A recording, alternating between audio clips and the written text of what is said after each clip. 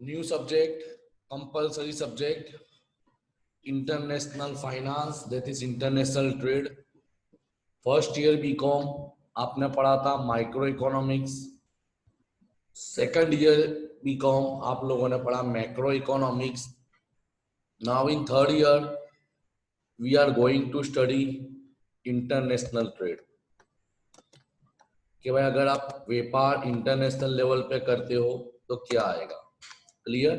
Compulsory subject है, diagrams थोड़े ज्यादा है, फोकस करना जरूरी है.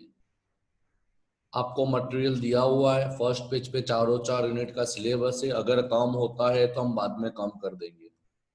Now we don't have a time to wait for the college instruction, so we will continue. Topic number 1 चालू करने के पहले चैप्टर नंबर 1 पूरा के पूरा थियरीज पे है कि भाई इंटरनेशनल ट्रेड की थियरीज क्या बोलती है. तो सबसे पहले तो ये जरूरी है कि इंटरनेशनल ट्रेड क्यों, why trade among each other, क्यों दो देश को या एक से ज्यादा देश को एक दूसरे के साथ ट्रेड करना पड़ेगा. वाई ट्रेड अराइज, ट्रेड की जरूरत क्यों है दो कंट्री के बीच में. तो देखते basis of international trade, why do nation trade. The fundamental question in international theory is to explain why nation trade with each other.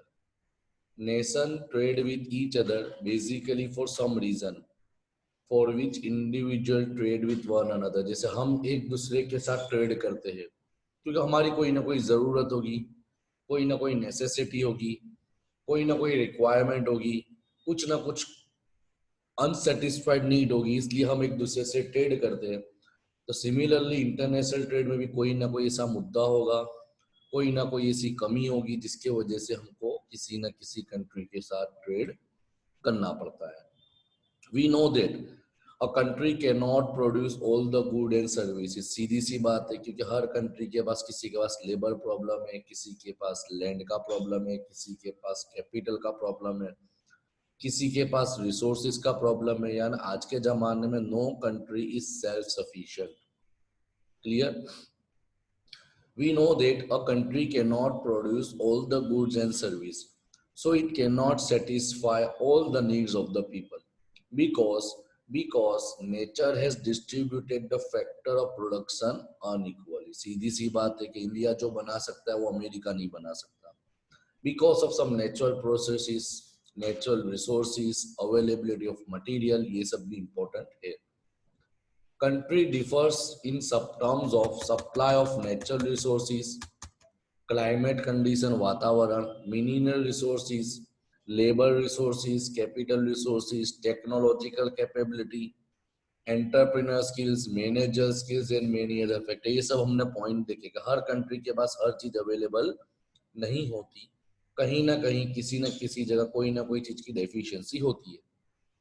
Due to such differences some country can produce some goods and service more effectively and efficiently than other, that is at lowest cost of production. हो सकता है ना. देखो नीचे example दिया है, आपको पूरा के पूरा दिमाग में बैठेगा. Example, Japan can produce automobile और electric good more efficiently than any other country. Malaysia can produce rubber and palm oil more efficiently than other countries. Further, their capacity to produce these goods is quite excessive. So, Japan and Malaysia can export these goods to other countries at low price. Similarly, Brazil and Thailand have a capacity to produce coffee and rice at much lower cost of production, so they can sell them at lower price to other country. यानी सीधा बताया यहाँ पे example कि भाई हर country के पास कोई ना कोई चीज का स्पेशलाइजेशन होता है, कोई ना कोई चीज का बेनिफिट होता है, कोई ना कोई चीज का एब्सोल्यूट या कंपेरेटिव एडवांटेज होता है. तो वो कंट्री क्या करेगी, वो प्रोडक्ट को बहुत अच्छे तरीके से बनाएगी और वो मार्केट में कॉम्पिटिट भी कर पाएगी क्योंकि वो दूसरी कंट्री से सस्ते में बना रही है. तो वो क्या करेगी, जो चीज में स्पेशलाइज है वो अपना प्रोडक्ट किसी और कंट्री में बेचेगी और उसके बदले में उसकी भी तो कोई ना कोई जरूरत होगी, उसकी भी कंट्री का कोई ना कोई नेगेटिव पॉइंट होगा, तो वो क्या करेगी, दूसरी कंट्री से उसको मंगवा लेगी। तो ये पहला पॉइंट बेस बन गया कि भाई ट्रेड क्यों करना पड़ेगा, कि कोई भी कंट्री, कोई भी इकोनॉमी सेल्फ सफिशिएंट नहीं है। We know that individual can satisfied in specialize in certain function. Similarly, country can also make specialization. Then production of certain goods and services in which they have production superiority of our other country. सीधी बात है कि India is labour surplus country, तो India के पास labour ज्यादा है, तो India को वही रिसोर्स बनाने चाहिए जिसका अंदर जो लेबर का इस्तेमाल ज्यादा होता है। क्लियर?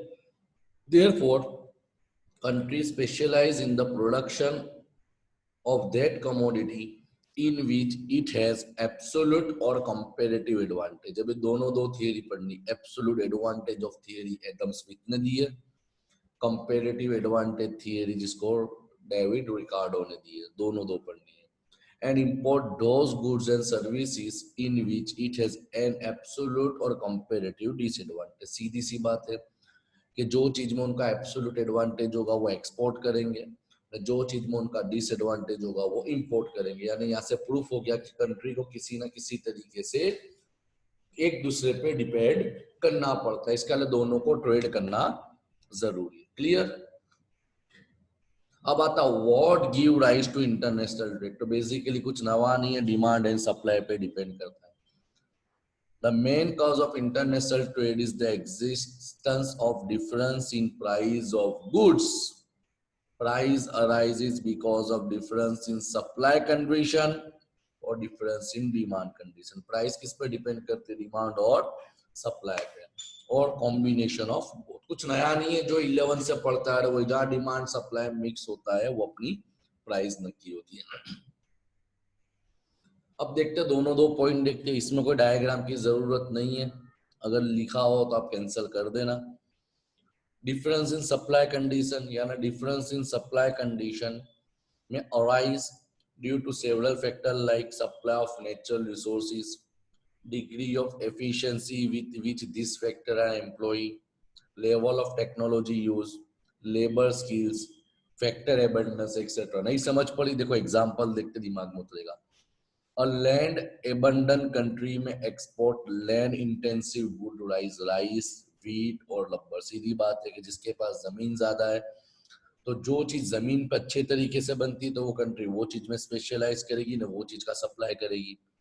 और लेबर एबंडेंट कंट्री में एक्सपोर्ट लेबर इंटेंसिव गुड, जैसे इंडिया जैसी कंट्री है जहाँ पे लेबर की कोई कमी नहीं है, लेबर एक्सटेंसिव गुड है, बराबर लेबर एबंडेंट है, बहुत ज्यादा है, तो वो लोग लेबर के रिलेटेड प्रोडक्ट का इस्तेमाल करेंगे जैसे textile, handicraft. Similarly a country with large capital, high level of labour skill यानी educated labour and sophisticated technology में एक्सपोर्ट कैपिटल इंटेंसिव और technological goods like computers, airplanes, nuclear warship etcetera. Because of this supply condition, the production capability of different country are different। सीधी बात है कि अपनों ने देख लिया कि जो कंट्री के पास जो चीज का सप्लाई ज्यादा होगा, जो चीज की પુરવઠો વધારે હશે તે કંટ્રી તે જ પ્રોડક્ટનો ઉત્પાદક કરશે અને બાકીની વસ્તુ માટે બીજા દેશ પર નિર્ભર રહેશે। Clear? Clear? Number 2, difference in demand. अब डिमांड किस पे डिपेंड करती है, तो डिमांड डिपेंड करती है कंज्यूमर की इनकम, उसका टेस्ट, उसकी पॉपुलेशन, उसका कंपटीशन। देखो लिखा हुआ है difference in demand are due to difference in level of income, taste and preference of people etc। if two countries are producing same commodity at same cost of production, it is not necessary that price may be same in both the countries। सीधी सा example है कि अगर India और America दोनों दो calculator बनाते तो जरूरी नहीं है कि इंडिया और अमेरिका का कैलकुलेटर की प्राइस सेम होगी। देखो example, if country B has high level of income and people have strong preference of product, price में भी हाइयर। जिसकी इनकम ज्यादा है वहां पे प्रोडक्ट की कीमत भी ज्यादा होगी। Thus, difference in demand condition result into price difference and price difference give rise to international trade, सीधी सी बात है कि जो कंट्री के लोगों की इनकम ज्यादा होगी तो वो लोग की डिमांड भी ज्यादा होगी। क्लियर ना, वो लोग वही देखेंगे डिमांड का रूल्स क्या, जहां प्राइस कम होगी कस्टमर वहां पे फॉरवर्ड हो जाएगा। Clear. In short, international trade take place because of difference in price. Price differences arise because of difference in supply condition, या तो डिफरेंस इन डिमांड कंडीशन, या तो कॉम्बिनेशन ऑफ बोथ। या तो सप्लाई की वजह से भी ट्रेड की जरूरत पड़ती है, या तो डिफरेंस इन डिमांड, या तो दोनों दो का कॉम्बिनेशन की वजह से जरूरत पड़ती थी। यहां से पता चला कि why international trade take place. Clear.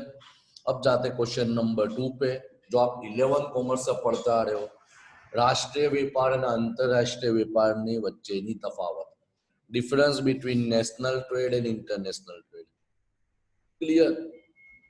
तो देखो देखते पहले तो इंट्रोडक्शन आ गया कि internal trade, domestic trade, national trade का मतलब क्या होता है, जो trade with in the political boundary of a country होता है, यानी देश की सीमा के अंदर जो भी व्यापार होता है, अंदर अंदर जो भी व्यापार होता है उसको बोलते हैं international, internal trade, national trade, domestic trade and foreign trade, international trade या एक्सटर्नल ट्रेड, कुछ भी बोलो, the trade which take outside the political boundary of a country, और trade between one country and rest of the world. अपनी country किसी और भी country के साथ, वर्ल्ड में कोई भी कंट्री के साथ ट्रेड करेगी तो वो बन जाएगा international trade. Clear. Following are the main point of difference between internal trade and external trade. अब दोनों में डिफरेंस क्या है उस पर हम ध्यान देते हैं। Number 1, factor mobility. Mobility means movable, movable, factor means factor of production. Clear. तो देखो, according to classical economics, classical economics का मतलब कौन, जो इकोनॉमिक्स जो 1930 के पहले थे, जैसे Adam Smith, Pigou, Clear, Marshall, Edgeworth. According to classical economy, with in a country factor mobility is free and perfect, यानी विद इन कंट्री, देश के अंदर जो फैक्टर है ना वो इजीली मूवेबल है। If internal factor mobility is perfect, then factor of production like labor and capital will freely move to those areas where they can give higher return for the service. This means factor of production will move from the area where the prices are lower to the area where the prices are relatively higher. This process will continue till the difference in factor price are completely wiped out. Wiped out का मतलब खत्म हो जाना। Thus, within a country, in long run, factor price will remain same throughout the country. यानी बताना क्या चाहा है कि तुम्हारा जो फैक्टर ऑफ प्रोडक्शन है, बेसिकली फैक्टर ऑफ प्रोडक्शन 4 होते हैं, लैंड, लेबर, कैपिटल, एंटरप्रेन्योर।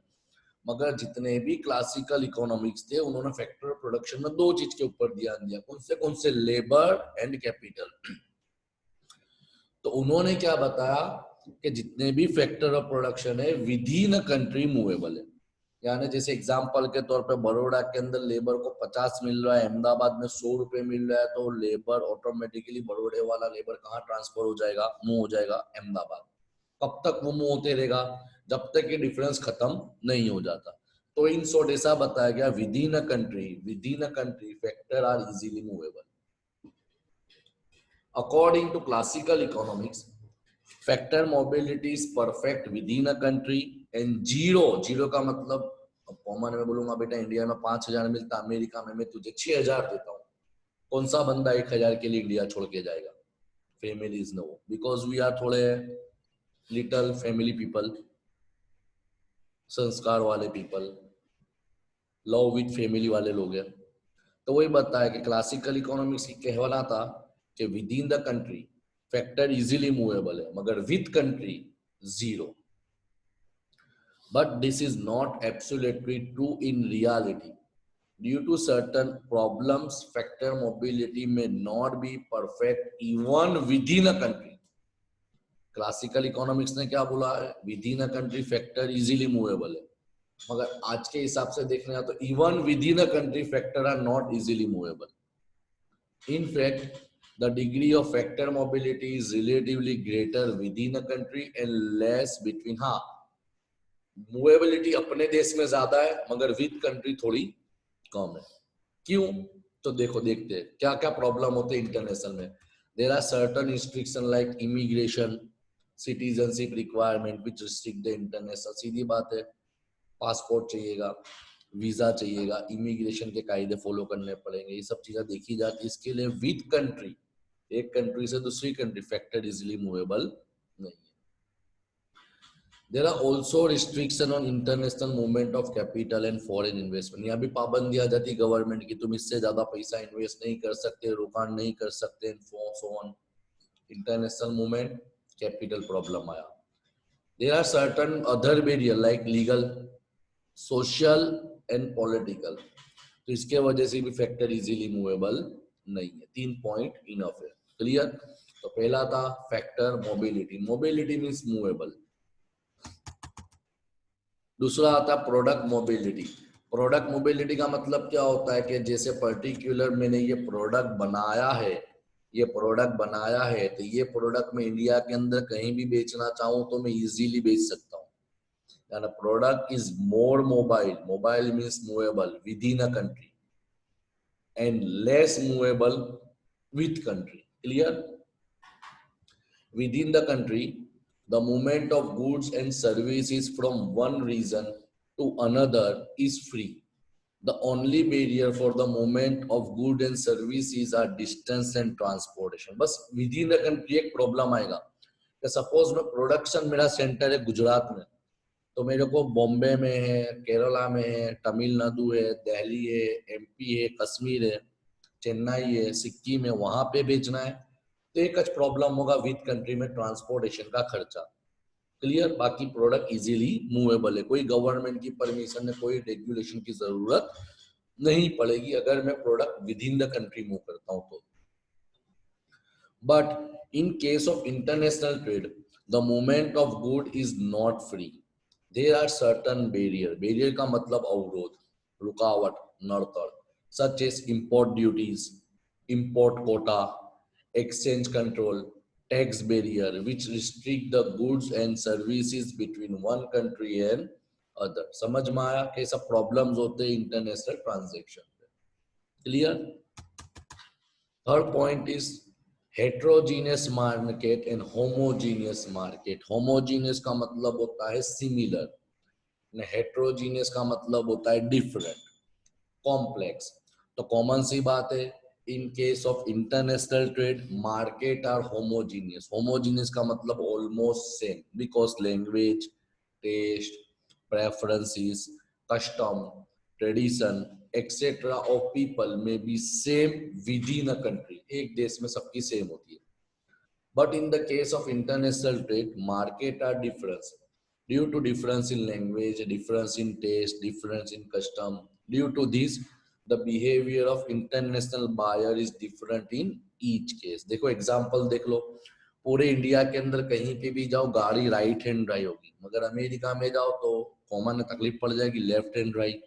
देखिए एग्जांपल दे दिया कि कोई भी कंट्री में चले जाओ, हर कंट्री का कॉमन मार्केट होगा, मगर इंटरनेशनल लगेगा तो कुछ ना कुछ प्रॉब्लम्स, कुछ ना कुछ डिफरेंस, कुछ ना कुछ बैरियर, कुछ ना कुछ रुकावटें और अवरोध आती है।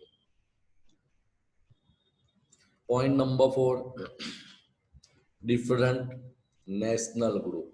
internal take place among the same group। same group का मतलब इंडियन, हर इंसान भारतीय है। but international trade take place between different group, जैसे अमेरिका तो American, Australian, Russian, Chinese, Pakistani, Sri Lankan, Bangladeshi. Condition क्या हो गई कि अगर आप इंटरनेशनल ट्रेड करोगे तो अलग अलग ग्रुप के पीपल हो गए। Further the social economic environment is more और less uniform with in a country. पूरे इंडिया में चले जाओ, अपना इकोनॉमिक और social custom basically generally almost same होगा, बट ये इंटरनेशनल ट्रेड में नहीं होगा। तो ये तुम्हारा चौथा पॉइंट हुआ, different national group. Point number 5, different in political unit. Political का मतलब पूरे इंडिया में भी कहीं भी चले जाओ, घर घर मोदी, हर हर मोदी जी के झंडे चल रहे हैं। इसका मतलब क्या हुआ? Political unit, political environment, political structure, political rules, political law almost with in a country same.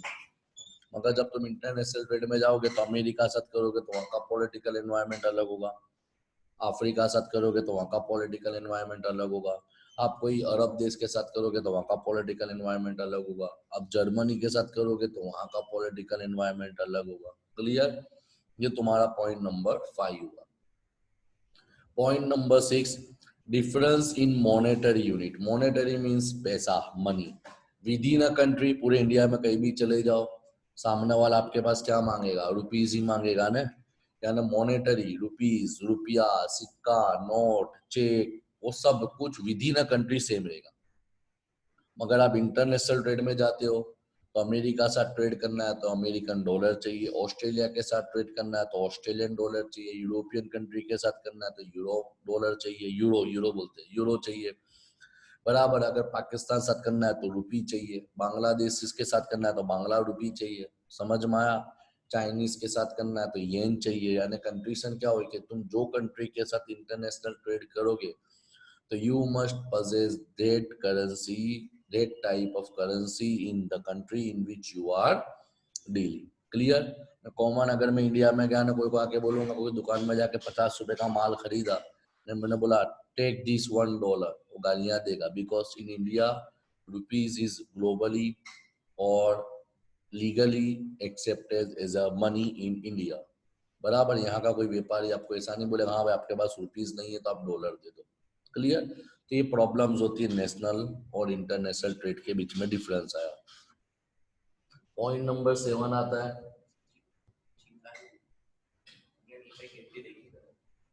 Point number 7, different political and economic environment with in the country. The political and economic environment are almost same. For example, the legal framework or law governing consumption, production and exchange are same। सीधी बात है कि उत्पादक करना, consume करना, न distribute करना with in the country same है। न government policy regarding wages, interest, tax, price are same. ये भी नक्की होता है ना, सब कुछ ऑलमोस्ट सेम रहता है। The production technique, infrastructure, facility, factor, proportion, simple with in the country almost सब कुछ सेम रहता है। भले बिजनेस अलग अलग हो, थोड़ा बहुत डिफरेंस आता है, फ्लक्चुएशन आता है, but almost they all are similar. but all these element of political and economic are same throughout a country, but they are different in different country। clear? ये आपको खुद पढ़ लेना है। Question number 3, what are the benefit of international trade to the world. अंतरराष्ट्रीय व्यापार करने से फायदे क्या होते हैं? सीधा है, एफिशिएंसी बढ़ेगी। एफिशिएंसी का मतलब क्या होता है कि भाई मैं बनाता हूँ कैलकुलेटर, मगर मेरे कैलकुलेटर की लाइफ 1 साल है। अमेरिका में मॉडर्न टेक्नोलॉजी वाला कैलकुलेटर जिसकी साइड लाइफ 3 साल है, तो कॉमन है। इंटरनेशनल ट्रेड का सबसे बड़ा बेनिफिट क्या होगा? स्पेशलाइजेशन मिलेगा। Number 2, equality, equity. इक्विटी का मतलब क्या होता है कि भाई ऐसा नहीं कि जो लोग अच्छा बनाते हैं वो उनके देश के लिए जो गया। बिकॉज ऑफ ग्लोबलाइजेशन तुम पूरे वर्ल्ड में कहीं भी बनी हुई अच्छी चीज खरीद सकते हो, यानी इसका फायदा हर इंसान उठा सकता है, किसी को पाबंदी नहीं है। ये एक एडवांटेज हुआ। इकोनॉमिक स्टेबिलिटी लाता है। स्टेबिलिटी का मतलब क्या होता है कि भाई अपनी इकोनॉमी स्टेबल हो जाएगी इंटरनेशनल ट्रेड से। क्यों? क्योंकि भाई कोई कंट्री कोई चीज में एक्सपर्ट है तो अपने भी तो कोई ना कोई चीज में एक्सपर्ट हो गए, तो हम लोग जिसमें एक्सपोर्ट हो गए हम उसका स्पेशलाइजेशन करके वो चीज एक्सपोर्ट करेंगे, जिसके जरिए हमको इंटरनेशनल पैसा मिलेगा, इंटरनेशनल करेंसी मिलेगी, जिससे हमारी इकोनॉमी स्टेबलाइज हो जाएगी। कॉमन पॉइंट नंबर 4, हमारा ग्रोथ बढ़ेगा। क्लियर? यहाँ तुम्हारा आईएएस का लेक्चर नंबर 1 कवर होता है। नेक्स्ट लेक्चर में क्लासिकल थियरी से चालू करेंगे। Okay, thank you.